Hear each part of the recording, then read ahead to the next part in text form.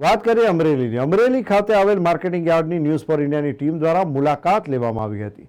Marketing યાર્ડમાં કયા માલની હરાજી કરવામાં આવે છે, ખેડૂતોને આપવામાં આવતા ભાવની માહિતી લેવામાં આવી હતી. યાર્ડ ખાતેના ઓફિસર સાથે ચર્ચા કરાઈ હતી. તેમણે કહ્યું કે યાર્ડ હંમેશા ખેડૂતોના હિતમાં નિર્ણય લે છે અને ખેડૂતોને અહીં રહેવા બેસવાની તમામ વ્યવસ્થાઓ માર્કેટિંગ યાર્ડ દ્વારા પૂરી પાડવામાં આવે છે. આ ઉપરાંત ખેડૂતોને અમે તેમના પાક મુજબ સારા ભાવનો લાભ પણ આપીએ છીએ. અમરેલી ખાતે જે યાર્ડ આવેલું છે જોઈએ અને યાર્ડના સાહેબ સાથે આપણે બધું ડિસ્કસ કરીએ. જી નમસ્કાર સર, ન્યૂઝ ફોર ઇન્ડિયા માધ્યમથી બોલી રહ્યો છું. સર, હાલની તકે આપણા યાર્ડ ખાતે સર કઈ વસ્તુઓ આવે છે? ત્યારે હાલ તો ચણાની આવક પુષ્કળ પ્રમાણમાં છે. ધાણી જેની 3000 ક્વિન્ટલથી લઈને 4000 ક્વિન્ટલની અને એના ભાવ પણ અત્યારે ખેડૂતોને બહુ સારા મળી રહ્યા છે અને 7000 સુધી ઘઉંના 700 રૂપિયા સુધી 750 સુધીના ભાવ ઘઉંના પણ મળી રહ્યા છે. એટલે અત્યારે હાલ ઘઉં, ચણા, ધાણા. સર, યાર્ડ ખાતે સરેરાશ કેટલા ખેડૂતો અહીં માલ લઈને આવે છે? ત્યારે ખેડૂતોમાં જોઈએ તો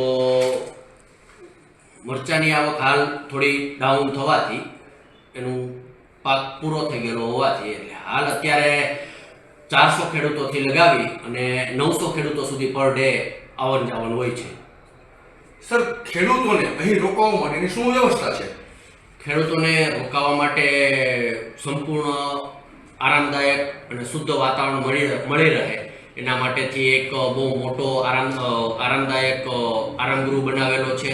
એના માટે પાણી સ્વચ્છ અને શુદ્ધ મળી રહે એના માટે આરો પ્લાન્ટ લગાવેલો છે અને ઠંડા પાણી માટે કુલર પણ લગાવેલું છે. હવે સર, આપણા યાર્ડમાં વેપારીની કેટલી પેઢી આવેલી છે?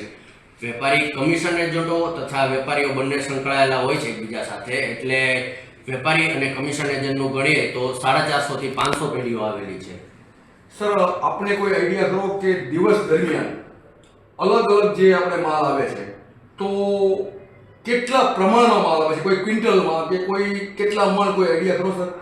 એમાં અલગ અલગ હોતું હોય છે પણ હાલ અત્યારે ઘઉં, ચણા અને ધાણાની આવક છે તો ધાણા છેલ્લા 2 દિવસથી પર ડે 3000 ક્વિન્ટલ એપ્રોક્સ 3000 ક્વિન્ટલની આવક હોય છે. બહુ સારા પ્રમાણમાં છે. ઘઉં પણ સારા પ્રમાણમાં આવી રહ્યા છે. ઘઉં લોકવને એટલા આવી રહ્યા છે, ઘઉં ટુકડા પણ એટલા આવી રહ્યા છે, સામે ચણા અને દેશી ચણા પણ એટલા આવી રહ્યા છે. સર, ફરી એક વખત જણાવી દઉં કે સરેરાશ આપના યાર્ડ ખાતે કેટલા ખેડૂતો આવે છે? સરેરાશ દિવસ દરમિયાન 400 થી લગાવીને 900 ખેડૂતો સુધી આવન જવન હોય છે. અને સર, આ ખેડૂતોના પેમેન્ટ બાબતે આપણે કઈ રીતના ચૂકવણું કરીએ છીએ? આપણે તરત જ હરાજી થાય, હરાજી થયું એમનું વજનનો તોલનું જે વજન બનેલી ચિઠ્ઠી એ કમિશન પાસે જાય એટલે સેમ ડે ઇન્સ્ટન્ટ પેમેન્ટ, ખુલ્લી હરાજી, ખુલ્લો તોલ અને રોકડ નાણાં એ અમારા યાર્ડનું સૌથી મોટું સ્લોગન છે. સર, હાલની તકે આપના યાર્ડ ખાતે કપાસની આવક ચાલુ છે? અત્યારે કપાસની આવક સારી એવી ચાલુ છે. 1800 ક્વિન્ટલથી લગાવી અને 2500 ક્વિન્ટલ સુધીની આવક છે પર ડેની. તો સર, હાલની તકે કપાસના શું ભાવ છે જેથી કરી અને આપણે બીજા ખેડૂતોને પણ યોગ્ય ભાવે મળતો હોય તો આપણે બીજા ખેડૂતોને પણ એ બોલાવી શકીએ? રાઈટ. અત્યારે સારી ક્વોલિટીના સૌથી સારામાં સારા 1400 રૂપિયાથી લગાવી અને 1550 રૂપિયા સુધીના સારા ભાવ છે. અને સર, આજની તારીખે 26/2/2024 રોજ હાલની તકે આપણે અહીંયા કોઈ કપાસનો આજમાં સારો સ્ટોક આવ્યો હોય એવું છે? હા, આજમાં ઘણો સારો કપાસ આવેલો જ છે. તો બીજો કોઈ સંદેશો આપ જણાવવા માંગતા હોય તો જણાવી શકો છો.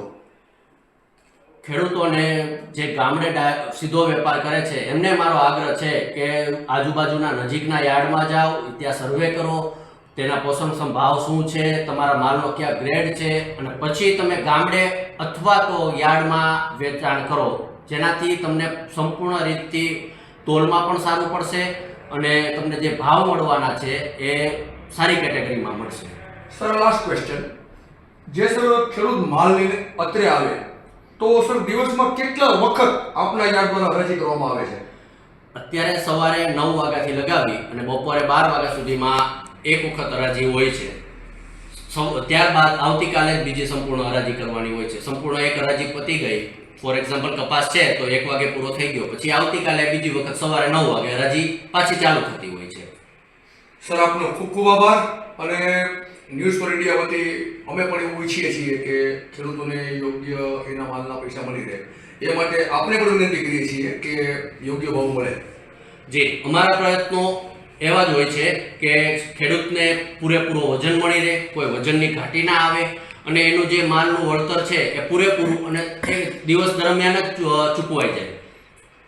આપનો આભાર સર. News for India